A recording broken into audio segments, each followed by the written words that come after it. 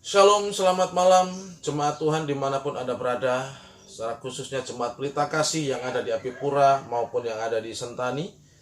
Selamat merayakan dan selamat memperingati Jumat Agung. Tentunya ini peringatan yang sangat berbeda bagi kita sebagai orang percaya, karena kita tidak bisa memperingati bersama-sama di dalam ibadah di gereja. Tetapi puji Tuhan bahwa semuanya itu baik adanya, meskipun tidak memungkinkan untuk kita bertemu di dalam suatu tempat di gereja, tetapi Tuhan izinkan malam hari ini untuk kita bisa bertemu melalui ibadah online. Dan Bapak Ibu yang terkasih di dalam nama Tuhan Yesus, mungkin pagi siang tadi Bapak Ibu juga sudah mendengarkan firman Tuhan dari beberapa hamba Tuhan melalui media online. Tetapi alangkah baiknya bahwa Bapak Ibu malam hari ini juga menyempatkan waktu untuk mendengarkan pesan dari gembala, di mana ini akan menjadi berkat buat kita semua. Secara khusus untuk online service ini Bapak Ibu, saya mengambil suatu tema, yaitu Aku Haus, di mana ini terambil di dalam Yohanes 19 ayat 28 sampai yang ke-30. Begini firman Tuhan. Sesudah itu, karena Yesus tahu bahwa segala sesuatu telah selesai, berkatalah ia, supaya genaplah yang ada tertulis dalam kitab suci, Aku haus. Di situ ada suatu bekas penuh anggur asam, maka mereka mencucukkan bunga karang yang telah dicelupkan dalam anggur asam pada sebatang hisop, lalu mengucukkannya ke mulut Yesus. Sesudah Yesus meminum anggur asam itu, berkatalah ia, sudah selesai. Lalu ia menundukkan kepalanya dan menyerahkan nyawanya. Demikian pembacaan firman Tuhan pada malam hari ini yang terambil di dalam Yohanes 19 ayat 28 sampai yang ke-30. Bapak Ibu, sebelum lebih dalam kita membahas tentang Aku Haus, saya akan menceritakan sebuah kisah percakapan antara dua orang, di mana orang yang pertama ini mengatakan seperti ini kepada temannya, aku ingin tahu di mana aku mati. Lalu temannya menjawab, kamu gila, ya. Untuk apa tahu di mana kamu akan mati? Lalu teman yang pertama tadi mengatakan seperti ini, Bapak Ibu, kalau aku tahu di mana aku akan mati, maka aku tidak akan pergi ke tempat itu. Apa yang bisa kita ambil dari cerita ini, Bapak Ibu, bahwa ini menunjukkan banyak orang yang tidak siap untuk menghadapi kematian. Banyak orang yang ingin menghindari akan adanya kematian itu. Padahal kematian itu sesuatu yang pasti. Kematian itu sesuatu yang sudah ditentukan oleh Allah untuk setiap makhluk hidup, tidak terkecuali manusia, baik itu hamba Tuhan, baik itu presiden, baik itu orang kaya maupun juga orang miskin, laki-laki, perempuan, orang tua, anak-anak, balita pun akan mengalami kematian jika itu sudah ditentukan oleh Tuhan harinya. Nah, Bapak Ibu semua, ini berbeda dengan apa yang dialami, yang dilakukan oleh Tuhan Yesus. Dia tahu di mana dia akan mati, yaitu di Yerusalem. Kalau kita membaca di dalam Matius 16 ayat 21 sampai 24, di situ diceritakan bahwa dia tahu bahwa dia akan meninggal di kota Yerusalem. Tetapi apa yang dia lakukan? Justru dia tidak menghindari tempat itu, tetapi dia dengan yakin dan dengan penuh ketenangan datang ke Yerusalem untuk menikmati, ya boleh saya katakan seperti itu, ya, untuk apa? Meninggal di sana. Yang kedua, bahwa dia tahu bahwa dia akan meninggal. Tetapi ketika di Taman Getsemani, saudara, ketika dia mau ditangkap oleh orang-orang yang suruhan daripada imam-imam pada waktu itu, ya, dia di situ tidak membela diri, saudara. Ya, meskipun orang-orang yang ada di situ ketika dia mau menangkap, dikatakan di Alkitab, orang itu rebah. Tetapi di situ dia katakan dia menyerahkan dirinya. Untuk apa? Untuk dibawa dan dihakimi dalam penghakiman manusia, untuk kemudian dia nanti akan ditetapkan untuk mati, untuk meninggal. Begitu juga ketika di Taman Getsemani, saudara, ketika murid-muridnya membela, dalam hal ini Petrus dengan spontan dia mengambil pisau dan menebas salah satu daripada telinga yang mau menangkap Tuhan Yesus. Di situ Tuhan Yesus berkata kepada Petrus, ya, sarungkan pisaumu, sarungkan pedamu. Apa kamu kira aku tidak bisa mendatangkan 12 pasukan malaikat untuk membantu aku? Ya. Di satu sisi Tuhan juga adalah Allah. Yesus adalah Allah. Sangat memungkinkan bagi dia untuk memanggil pasukan. Sangat memungkinkan dia untuk bersabda dan berfirman, "Nyala engkau yang mau menangkap aku, matilah engkau." Bisa. Tetapi Tuhan tidak melakukan hal-hal itu. Ini berbeda sekali dengan apa yang dialami oleh kebanyakan orang, saudara.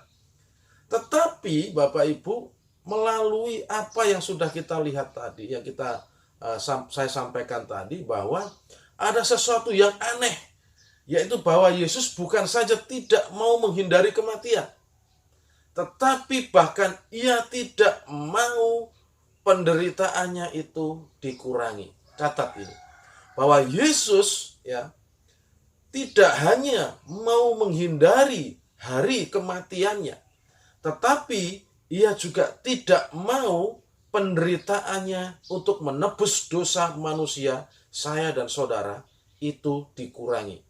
Dari mana kita bisa melihat hal ini? Yang pertama, yaitu Yesus menolak minuman.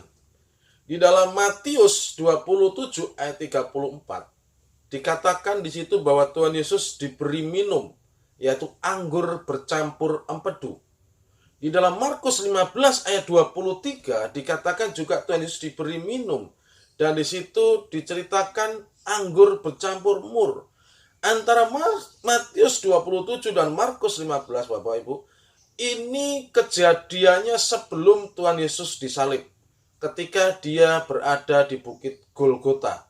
Sebelum tangan dan kakinya dipaku di atas kayu salib, prajurit-prajurit menawarkan minuman ini. Ya. Dan Bapak Ibu, ini merupakan suatu hal yang aneh. Ya. Kenapa? Ketika Tuhan Yesus meminum minuman ini, dia muntahkan minuman itu. Ya.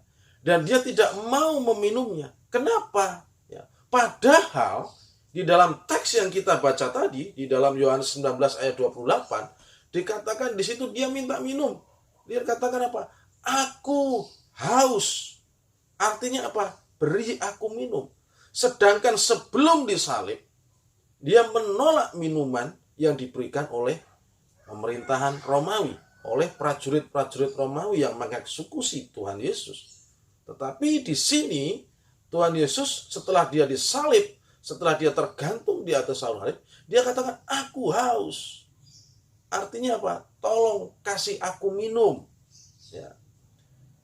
Beberapa penafsir mengatakan bahwa ia tidak mau meminum anggur bercampur empedu atau mur itu karena minuman itu, ya, sudah dicampur dengan suatu ramuan yang bisa membius atau yang bisa mengurangi rasa sakit. Dan ini diberikan kepada orang yang disalib sebagai suatu tindakan belas kasihan kepada mereka. Ya. Dan ketidakmauannya menerima pengurangan rasa sakit, ketidakmauannya menerima pengurangan rasa penderitaan merupakan sesuatu hal yang lebih aneh, Bapak Ibu. Karena ini tidak berbicara sekedar hanya kematian. Pertanyaan berikutnya adalah, lalu kenapa Yesus tidak mau rasa sakit atau penderitaannya itu dikurangi? Ini yang perlu Bapak Ibu perhatikan. Ini yang perlu Bapak Ibu tolong renungkan. Kenapa Yesus tidak mau rasa sakitnya dikurangi, penderitaannya dikurangi? Bapak Ibu, jawabannya hanya satu. Karena ia sadar, ya, bahwa saat itu ia sedang memikul hukuman dosa manusia. Termasuk hukuman dosa saudara dan hukuman saya. Dan ia ingin memikul seluruh hukuman dosa manusia di atas kayu salib pada waktu itu. Andai kata pada saat itu Tuhan Yesus mau meminum minuman yang sudah dicampur dengan penghilang rasa sakit, pengurang rasa sakit, katakanlah 10%, maka itu berarti ia hanya memikul 90% hukuman dosa saudara dan saya. Tahukah saudara apa akibatnya? Saudara boleh saja betul-betul percaya dan menerima Yesus sebagai Tuhan dan Juru Selamat. Tetapi hanya 90% dari dosa saudara yang ditebus atau dibayar oleh Yesus. Sedangkan 10%-nya, sisanya saudara, harus menanggungnya sendiri. 10% dari dosa kita itu luar biasa banyaknya. Kalau kita menyoroti hukum Tuhan yang berbunyi jangan berdusta, saudara. Menyoroti hukum Tuhan satu saja jangan berdusta. Maka dari kita umur 5 tahun katakanlah, sampai dengan hari ini umur saudara sudah berapa puluh tahun. Sudah berapa kali saudara berdusta kepada orang tua. Berdusta kepada pasangan saudara. Berdusta kepada saudara kandung saudara. Berdusta kepada atasan saudara. Berdusta kepada sahabat-sahabat saudara. Kalau itu diakumulatif, dikumpulkan, sudah ada berapa banyak dusta yang saudara lakukan. Belum lagi kalau kita berbicara hukum-hukum Tuhan yang lain. Katakanlah ketika Tuhan berbicara masalah kasihlah Tuhan Allahmu dengan segenap hati, pikiran, dan akal budi. Apakah sepanjang waktu kita mengasihi Tuhan dengan seperti itu? Atau firman Tuhan yang katakan lain, kasihilah sesamamu manusia seperti dirimu sendiri. Apakah kita selalu mengasihi sesama kita manusia? Berapa kali saudara membenci teman? Berapa kali saudara membenci suami, membenci istri, membenci orang-orang yang ada di sekitar Anda? Itu sudah, kalau kita kumpulkan persenan 10% akan banyak. Kalau kita berbicara lagi, firman Tuhan katakan, kasihlah musuhmu, doakanlah dia. Ketika kita memiliki musuh, apakah saudara mengasihi musuh itu? Apakah saudara berdoa buat dia? Ketika Tuhan berbicara, jangan membalas kejahatan dengan kejahatan, tetapi kalahkanlah kejahatan dengan kebaikan. Apakah kita melakukan itu? Bersukacitalah senantiasa. Apakah kita senantiasa bersukacita? Bukankah di saat kita mengalami suatu permasalahan, kita kadang-kadang murung dan mengucap syukurlah dalam segala? Apakah kita senantiasa mengucap syukur setiap hari? Apakah setiap pagi kita berdoa, bersekutu secara pribadi dengan Tuhan, merenungkan firman-Nya dan mengatakan, Tuhan terima kasih, bersyukur buat perlindungan-Mu, bersyukur buat kebaikan-Mu, bersyukur buat berkat-berkat-Mu? Apakah kita selalu seperti setiap hari? Saudara, 10% itu banyak.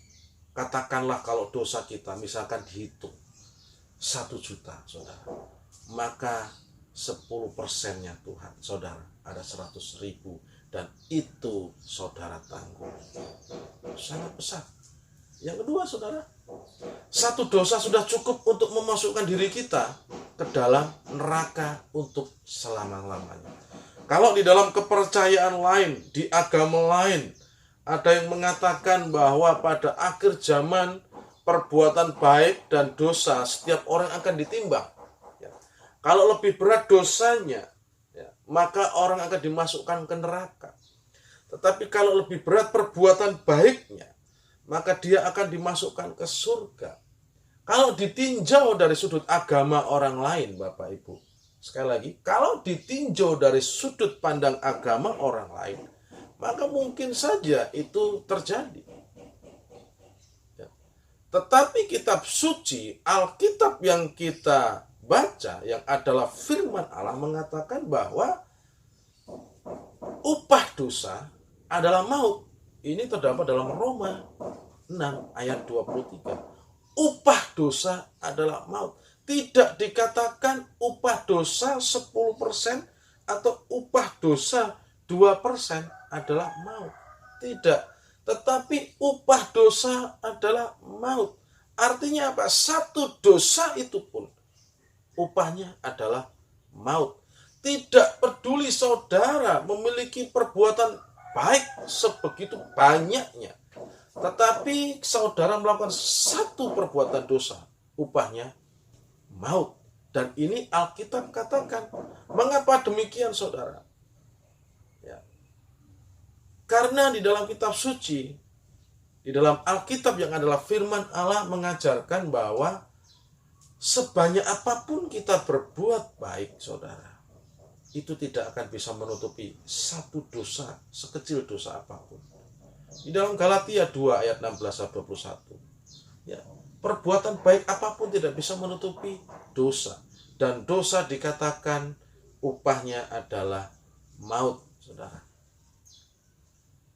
Di dalam kehidupan sehari-hari, hukum yang ada di negara ini, saudara, itu mengatakan atau saya memakai ilustrasi bahwa misalkan dalam suatu peristiwa saudara tidak memakai helm dan tidak membawa SIM ketika membawa motor, dan ada operasi dan di situ saudara tertangkap, dan atas pelanggaran saudara mendapatkan hukuman sesuai dengan pasal yang berlaku.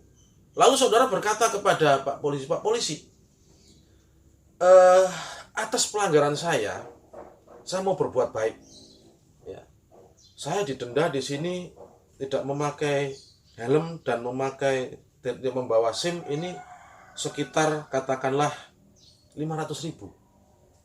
Tetapi supaya saya tidak mendapatkan tilang dan hukum ini, saya mau berbuat baik. Saya akan mengeluarkan uang 5 juta untuk memberi beras dan membantu orang-orang yang ada di sekeliling saya atau tetangga Bapak Ibu polisi yang ada di tempat ini. Apakah perbuatan baik itu menghindarkan saudara dari hukuman yang sudah ditetapkan? Pasal di dalam pelanggaran lalu lintas itu mengatakan tetap harus ditilang dengan denda nominal yang sudah ditentukan. Meskipun saudara mengeluarkan uang lebih banyak, tetap saudara akan dikatakan tetap melanggar. Ini hukum dunia, saudara, mengatakan bahwa pelanggaran adalah pelanggaran. Ya. Pelanggaran adalah pelanggaran. Apalagi hukumnya Allah, saudara. Bahwa satu dosa dikatakan itu upahnya maut, kebinasaan. Nah, puji Tuhan, saudara, bahwa Yesus menolak untuk meminum anggurnya sudah dicampur dengan ramuan bius tadi untuk menghilangkan rasa sakit. Ia tidak mau memikul hanya sebagian atau 90% hukuman dosa kita. Tetapi ia mau memikul seluruhnya. 100% dosa kita ditanggung oleh Yesus di atas kayu salib. Itu kenapa dikatakan bahwa ketika dia ditawarin minum sebelum disalib, ketika dia mengecap, dia tidak mau. Karena dia merasakan bahwa itu bukan anggur murni. Itu anggur yang sudah dicampur dengan ramuan untuk menghilangkan penderitaan atau menghilangkan rasa sakit. Jadi berbahagialah saudara, bahwa segala perbuatan dosa saudara sudah ditanggung oleh Yesus di atas kayu salib. Sudah lunas dibayar dengan darahnya di atas kayu salib. So, mau apa lagi? Selagi Anda hidup, pergunakanlah hidup Anda sebaik mungkin untuk kemuliaan Tuhan. Tuhan Yesus sangat jelas dia tidak mau menghindari kota di mana dia akan meninggal.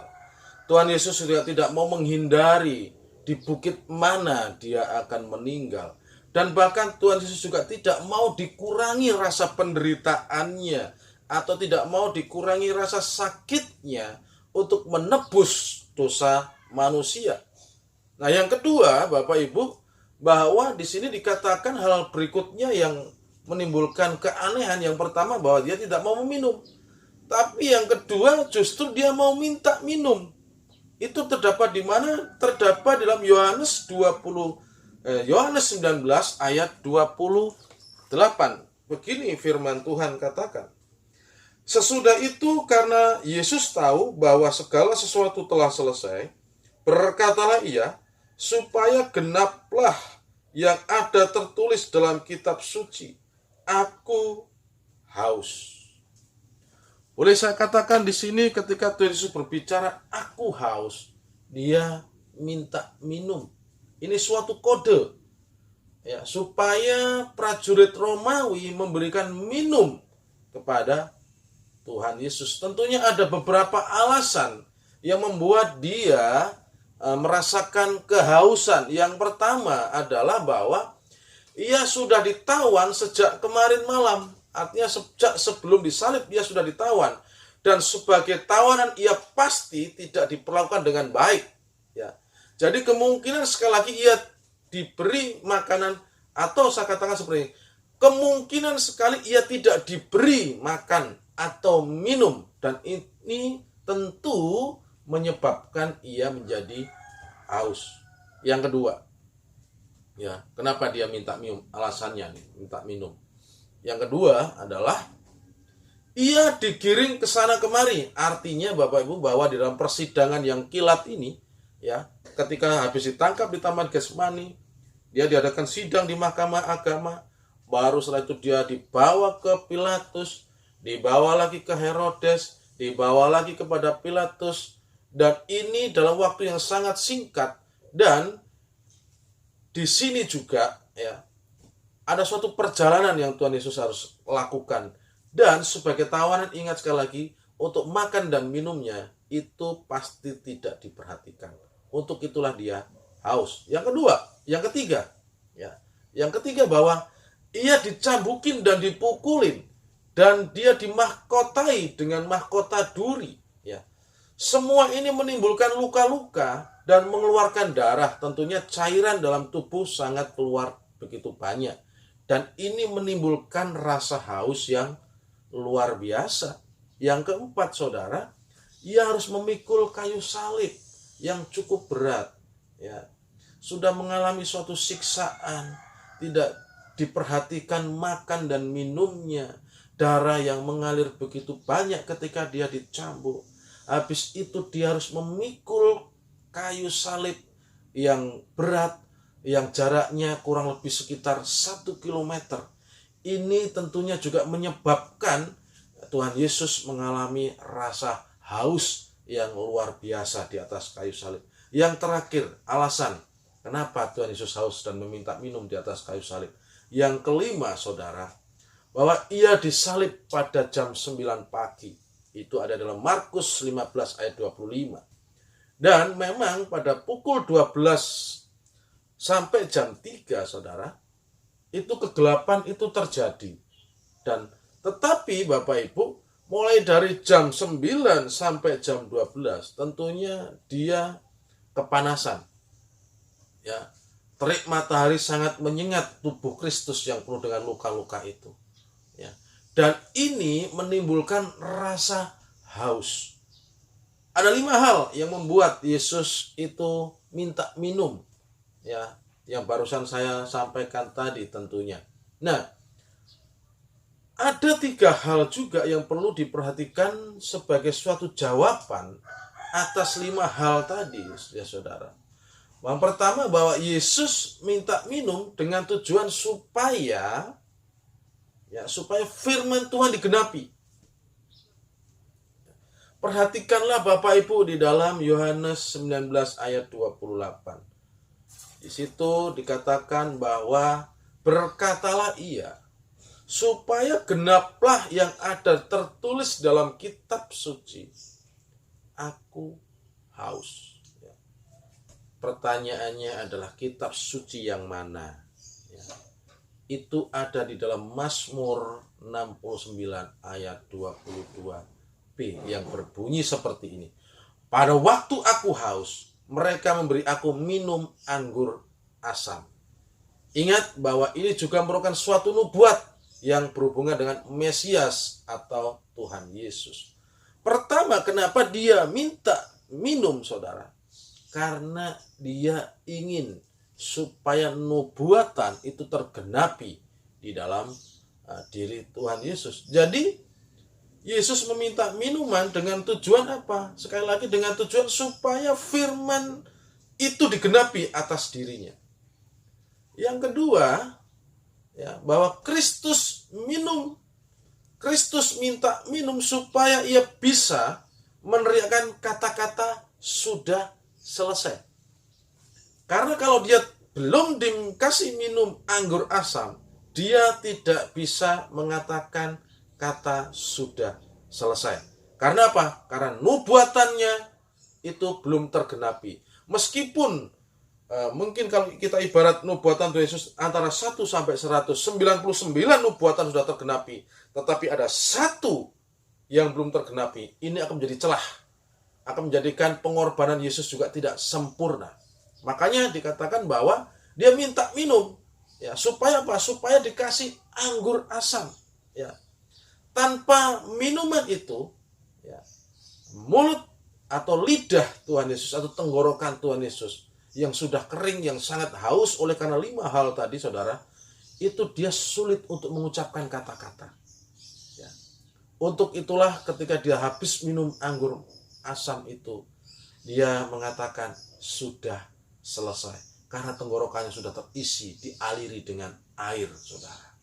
Yang ketiga, ia minta minum setelah ia tahu bahwa semuanya sudah selesai. Ini yang saya katakan tadi, bahwa kalau kita memperhatikan di dalam ayat 28 di dalam Yohanes pasal 19. Katakan sekali lagi, saya bacakan. Sesudah itu karena Yesus tahu, ya, sesudah itu karena Yesus tahu bahwa segala sesuatu telah selesai, berkatalah ia, supaya genaplah yang ada tertulis dalam kitab suci, aku haus. Jadi setelah penebusan yang ia lakukan sudah cukup untuk menebus dosa kita, barulah ia berkata, aku haus. Semua tergenapi, Bapak Ibu. Semuanya tergenapi ada di dalam Tuhan Yesus. Inilah hal-hal yang saya katakan tadi, keanehan daripada apa yang dilakukan oleh Tuhan Yesus. Dia tidak takut mati. Dia tidak sekedar menghindari kota, tidak sekedar menghindari bukit, tidak sekedar menghindari salib. Tetapi ada hal-hal yang aneh, yang ada 2 poin yang saya sampaikan. Yang pertama tadi adalah dia tidak mau meminum. Karena apa? Karena minumannya itu dicampur dengan bius atau penghilang rasa sakit, dan itu diberikan sebelum Tuhan Yesus dipaku di atas kayu salib. Yang kedua, dia minta minum. Ya, di atas kayu salib, dia minta minum. Ada 5 poin yang membuat dia haus. Dan ada 3 poin alasan yang membuat dia juga minta minum. Salah satunya adalah supaya nubuatan daripada Kristus tergenapi. Yaitu apa? Dia diberi minum anggur asam di dalam Mazmur tadi. Jadi, apa tanggapan kita setelah kita mendengar 2 poin di atas? Saya mengharapkan bahwa Bapak Ibu menangkap suatu pesan ini. Ya. Baik yang sudah percaya maupun Bapak Ibu rekan-rekan saya yang menonton video ini, khotbah ini. Yang pertama, tanggapan kita, dan saya mengharapkan itu bisa diaplikasikan dalam kehidupan Bapak Ibu, adalah percaya dan menerima Yesus sebagai Tuhan dan Juru Selamat. Yang kedua, tirulah teladan Tuhan Yesus yang dalam keadaan sangat menderita sekalipun, ia tetap mengingat, ia tetap memikirkan, ia tetap menginginkan dan mengusahakan supaya bagaimana Allah itu dipermuliakan. Dan supaya bagaimana orang banyak bisa percaya kepada Yesus dan diselamatkan. Respon kita yang ketiga, tanggapan kita, yaitu apa? Memberikan yang terbaik kepada Tuhan, seperti halnya Tuhan Yesus memberikan terbaik. Ya. Jangan meniru tentara Romawi yang memberi anggur asam kepada Tuhan Yesus ketika Tuhan Yesus meminta minum. Memang ini sudah dinubuatkan di dalam Mazmur. Tetapi Bapak Ibu, ketika kita memberikan sesuatu kepada Tuhan, berikanlah itu yang terbaik. Sebaiknya Bapak Ibu berikanlah kepada Tuhan tuh hal-hal yang spesial, ya, hal-hal yang baik, dan ini bisa menyangkut hal-hal seperti memberikan uang atau persembahan kepada Tuhan. Ya. Banyak orang Kristen di gereja, ya, kalau memberikan persembahan selalu bingung mencari uang yang kecil, uang yang lusut, saudara. Sedangkan untuk keperluan kedagingan saudara ketika untuk makan, saudara bisa ke tempat, ke rumah makan yang wah, sekali makan bisa 500 sampai 1 juta. Tetapi ketika di dalam suatu beribadah saudara, ketika persembahan kolekte diberikan, diedarkan, atau ketika saudara maju ke depan, saudara ada yang pura-pura ke kamar mandi, ya, membuka dompet dan mencari uang yang kecil, yang lusut lagi, ya, dan itu diberikan Tuhan. Dan saudara ketika berdoa, Tuhan inilah persembahan yang terbaik dari aku. Saudara cukup ketika saudara mendengarkan ini, bertobat, berikan yang terbaik kepada Tuhan. Tuhan tidak menuntut memberikan yang terbesar di antara uang saudara. Tetapi yang terbaik adalah ketika saudara memberikan dengan rela, dengan sungguh-sungguh dan penuh ucapan syukur. Itulah yang Tuhan tuntut saudara. Yang kedua saudara, berikanlah yang terbaik.